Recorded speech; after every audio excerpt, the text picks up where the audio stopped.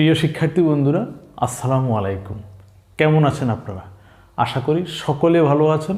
আলহামদুলিল্লাহ, আমিও ভালো আছি।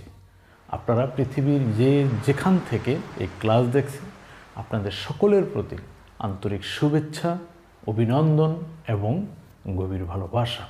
তো ফ্রেন্ডস, আমাদের সান একাডেমির স্পোকেন ইংলিশের আরেকটি চমৎকার ক্লাসে আপনাদের সকলকে আবারও স্বাগত জানাচ্ছি। আজকে আমরা বেশ কিছু গুরুত্বপূর্ণ আদেশসূচক শব্দ শিখব, যেগুলো সাইজের দিক থেকে খুব ছোট ছোট শব্দ, কিন্তু ব্যবহারের দিক থেকে বা ভাব প্রকাশের মাধ্যম হিসেবে অনেক গুরুত্বপূর্ণ। তো চলুন আমরা আজকের শব্দগুলো একে একে সুন্দর করে অর্থ জেনে নেই এবং বানানগুলোও বুঝে নেই। আমরা সাধারণত কেহ যদি সফলকাম হয়, কেহ যদি কোনো কাজে ভালো পারফরমেন্স করে, আমরা সাহস দিয়ে পিঠ চাপড়ে বলি এগিয়ে যাও, আরও এগিয়ে যাও, বলি না? বলি।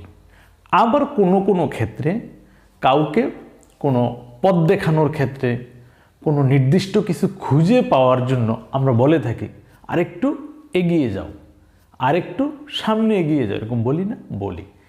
এই কথাগুলো ইংরেজিতে যদি আমরা বলতে চাই তাহলে কি বলবো?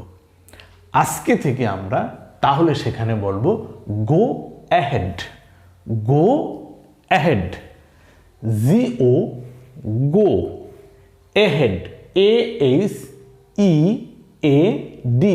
অ্যাহেড, গো অ্যাহেড, এগিয়ে যাও। এই গো অ্যাহেড মানে কি? এগিয়ে যাও। আমরা কোন ক্ষেত্রে বলবো?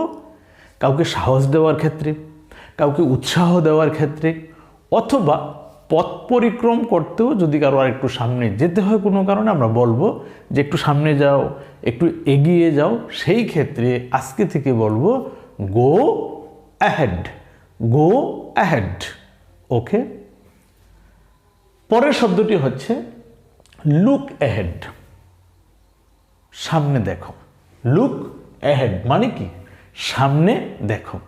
আমরা সাধারণত কাউকে যখন কোনো কিছু খুঁজতে পাঠাই, কেউ যখন কোনো কিছু খুঁজে বা আপনার কাছে আবারও প্রশ্ন করলো কই রাখছেন, কোথায় রাখছেন, কই দেখবো, বলি না এরকম? তো আমরা কি বলি? আর একটু সামনে দেখো, আর একটু সামনে দেখো।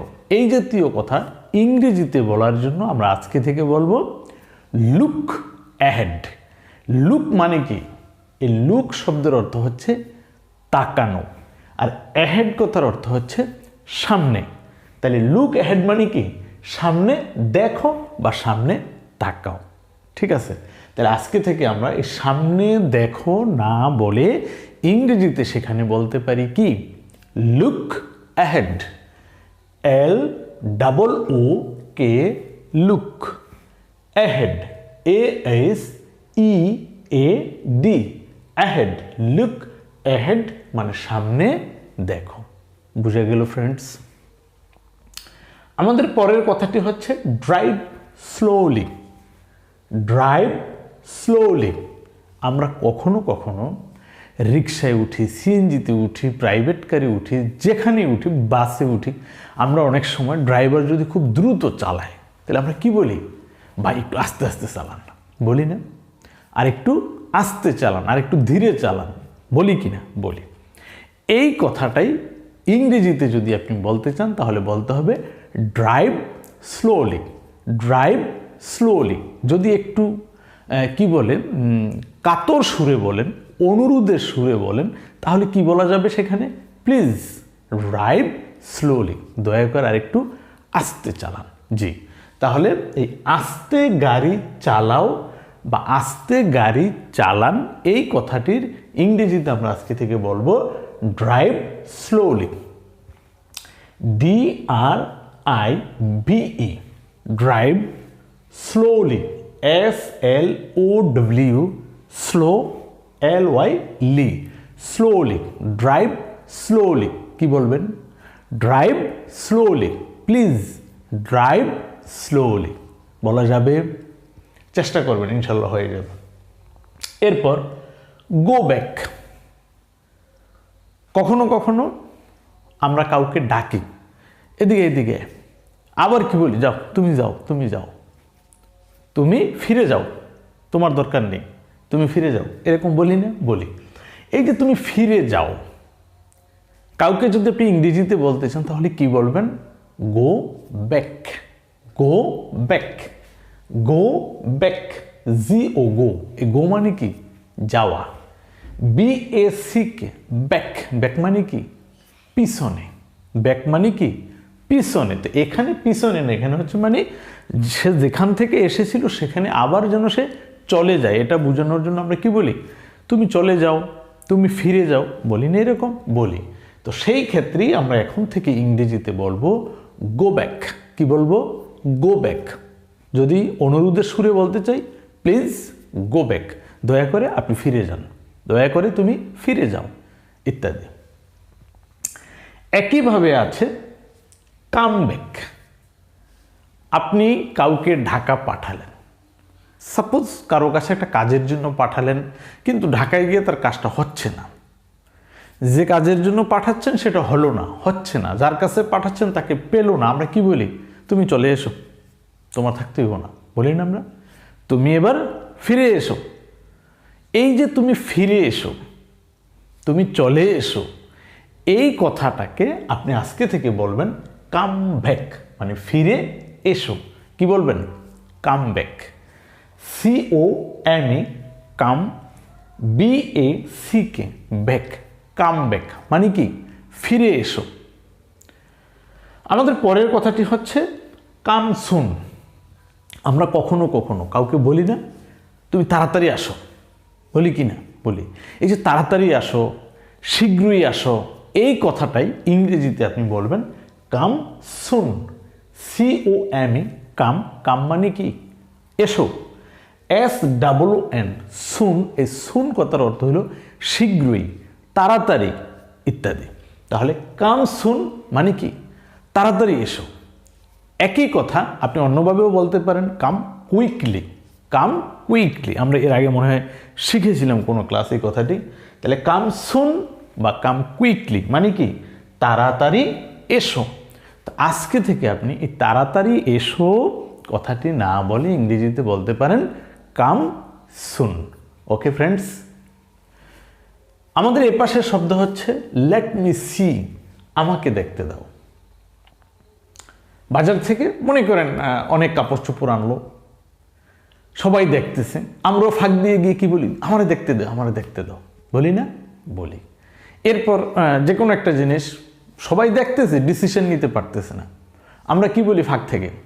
যে আমার কাছে দাও, আমি দেখি, বা আমাকে দেখতে দাও, বলি না? বলি। তো এই কথাটা আজকে থেকে আপনি যদি ইংরেজিতে বলতে চান তাহলে বলতে হবে let me see, let me see, LET, let, ME, me, SEEC, let me see, আমাকে দেখতে দাও। বলতে পারবেন? জি। যে কোনো কিছু যখন আপনি দেখতে চাইবেন, মনে করেন অন্য সবার মাঝখান থেকে আপনিও দেখতে চাচ্ছেন যে আমাকে দেখতে দাও, তখন আপনি বলবেন let me see, let me see. জি। আমাদের এর পরের কথাটি হচ্ছে লেট মি ওয়ার্ক, আমাকে কাজ করতে দাও।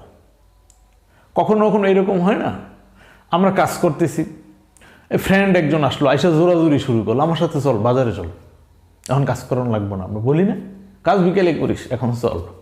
তা আমরা কি বলি? না না, আমি যাবো না দোস্ত, আমার কাজ করতে দাও, আমার কাজ খুব গুরুত্বপূর্ণ কাজ, তুমি আমার কাজ করতে দাও, এখন আমি বাজারে টাজারে যেতে পারবো না, বলি না?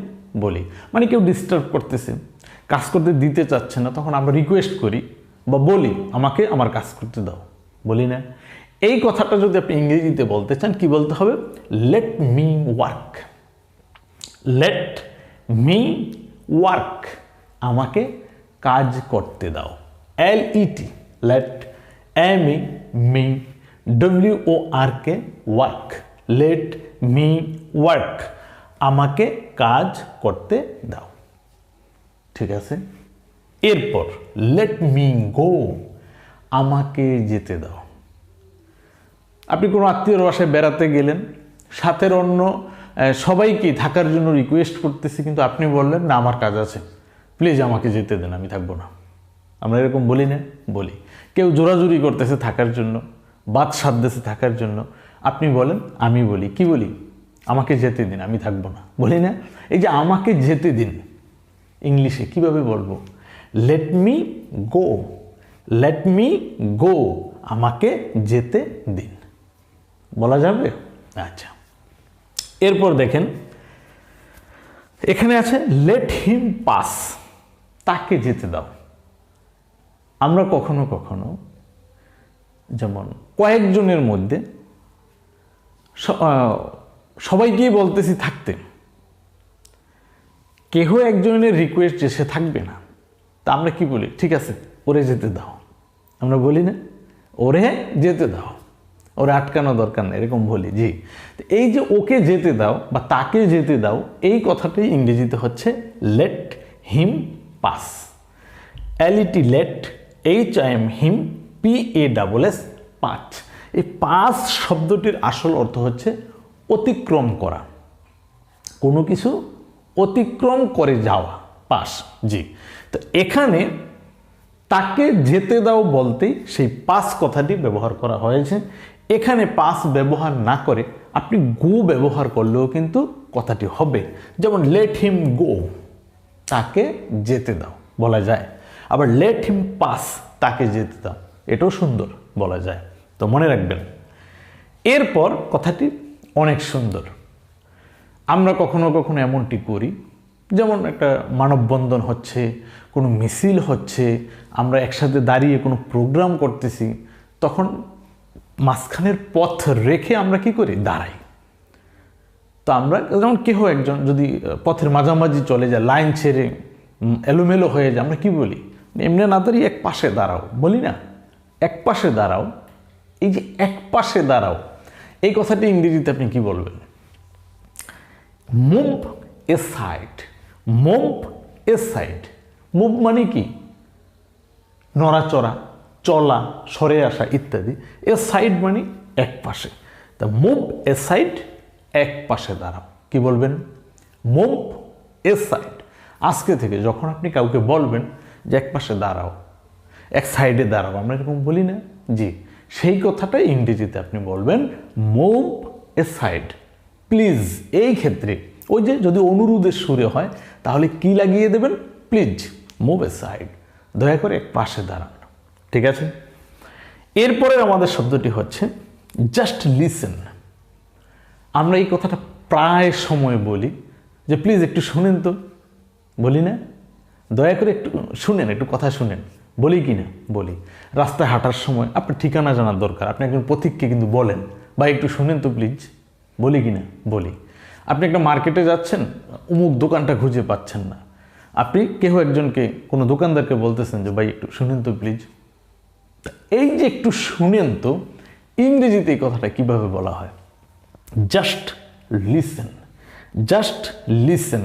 যদি সেটা অনুরোধের সুরে হয়, প্লিজ জাস্ট লিসেন, দয়া করে একটু শুনুন, একটু শুনুন তো। তাহলে আজকে থেকে আমরা এই ক্ষেত্রে কি বলবো? Just listen, please just listen, দয়া করে একটু শুনুন। JUST, just, LISTEN, listen, just listen, একটু শুনুন তো।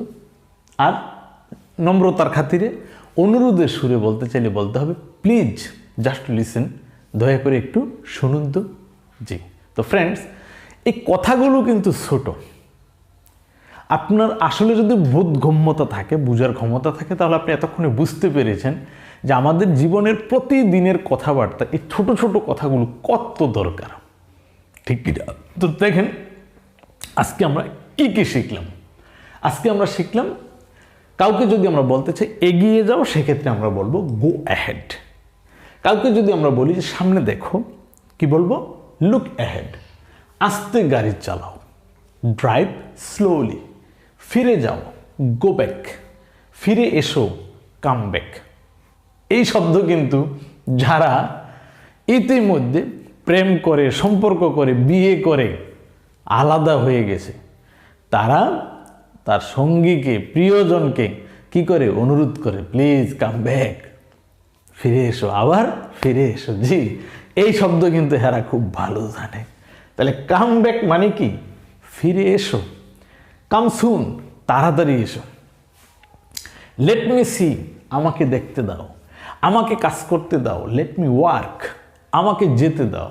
লেট মি গো, তাকে যেতে দাও। লেট হিম পাস বা লেট হিম গো, এক পাশে দাঁড়াও। মুভ এ সাইড, একটু শুনুন তো, প্লিজ জাস্ট লিসেন, দয়া করে একটু শুনুন তো। এই কথাগুলো এই আমার মুখে একবার শুনে আপনি যদি মনে করেন শিখা হয়ে গেছে, চরম ভুল করবেন। প্লিজ এটা করা যাবে না। যদি রিয়েলি আপনি শিখতে চান, হয় ক্লাসটা বারবার দেখে শুনে আপনাকে কথাগুলো আয়ত্ত করতে হবে এবং খাতা কলমে লিখে পড়ে মগজে গেঁথে নিতে হবে। তাহলে আপনি আস্তে আস্তে বলতে পারবেন। আর যদি আপনি সেটা না করেন, জাস্ট একবার ক্লাস দেখলাম, রেখে দিলাম, প্র্যাকটিস করলাম না, কোনো দিনই মুখ দিয়ে এই ইংরেজি কথা বের হবে না। আশা করি ফ্রেন্ডস আপনারা বিষয়টি বুঝতে পেরেছেন। তো যা হোক, আজকে আর কথা বাড়াচ্ছি না। আপনারা পৃথিবীর যেখানে আছেন প্রত্যেকে নিজের স্বাস্থ্যের প্রতি গভীরভাবে যত্ন নেবেন এবং প্রত্যেকে নিজ নিজ কাজকর্ম পাশাপাশি অবসর সময়টুকুতে অন্য গান বাজনা না দেখে এইভাবে কিছু না কিছু শিখবেন। কেমন?